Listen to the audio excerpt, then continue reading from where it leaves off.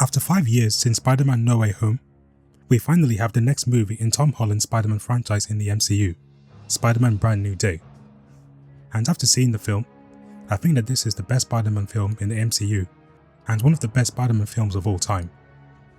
The film has been received incredibly well by watchers, and the film is also doing very well financially, with it making more money on its opening weekend than Avengers Endgame did on its opening weekend. Now, the film isn't perfect, there are some problems with the movie, but I think overall, because of what this film has done that was lacking in the Home Trilogy, and also treading into new creative things due to the change in the director, I think Spider-Man Brand New Day has surpassed the Home Trilogy. And yes, there are going to be some spoilers for anyone that hasn't seen the movie yet. So the first thing I want to go over with this film is how this actually feels the most like a Spider-Man film, more than any of the previous movies in the Home Trilogy. This was a huge complaint that people had with the Home Trilogy, in that they wanted a more grounded and more Spider-Man centered film.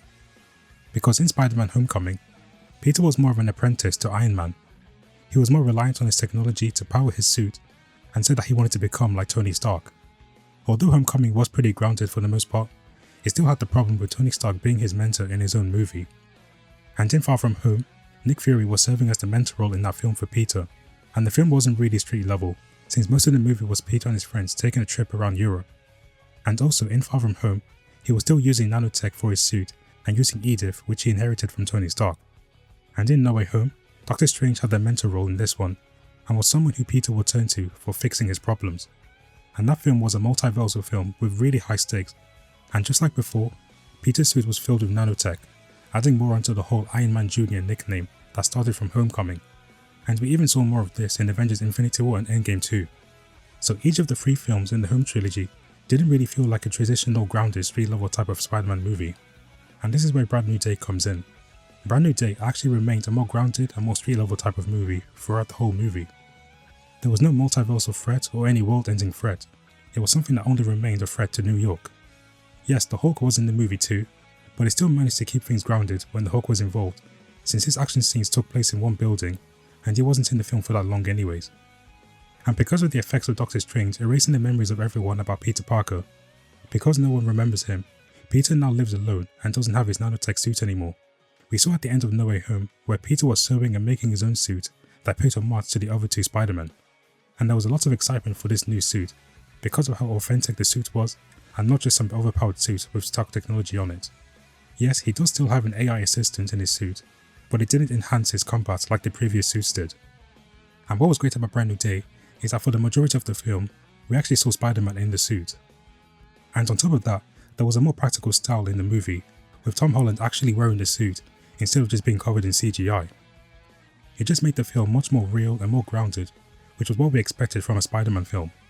Just see him at the beginning of the movie taking out street level villains throughout his years of living by himself and just being Spider-Man is what was missing from the Home Trilogy.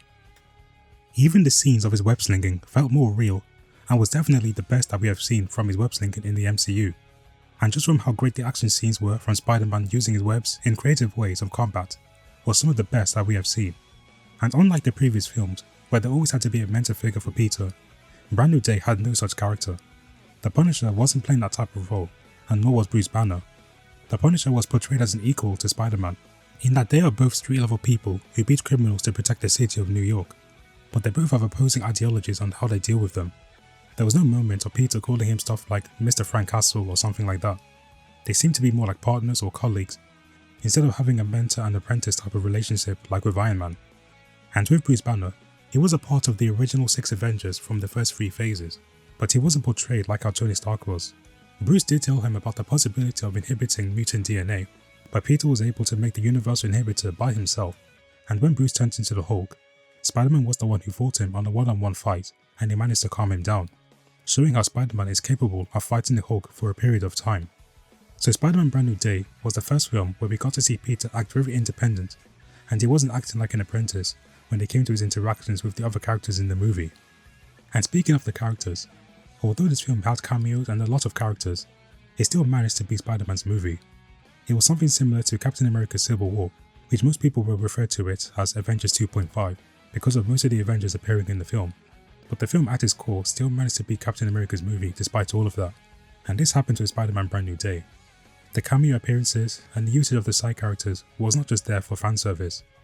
Each character played an important role in the story, and they all fit the main themes of the story, which was well executed. Whereas with No Way Home, for example, as cool as it was to see the other Spider-Man and the villains from those movies again, it was clear that they were brought into the story for nostalgic reasons and for fan service. And it didn't really make much sense for some of those reappearances. Like for example, Electro didn't even know that Peter Parker was Spider-Man from The Amazing Spider-Man 2, yet he was transported into Earth 616. And this was further evident when he said that he expected Spider-Man to be black, but was surprised that he was actually white. And Sandman shouldn't even be there too, because he was already reformed at the end of Spider-Man 3. And in No Way Home, the whole theme was about giving people second chances, so each of the villains were given second chances in the movie.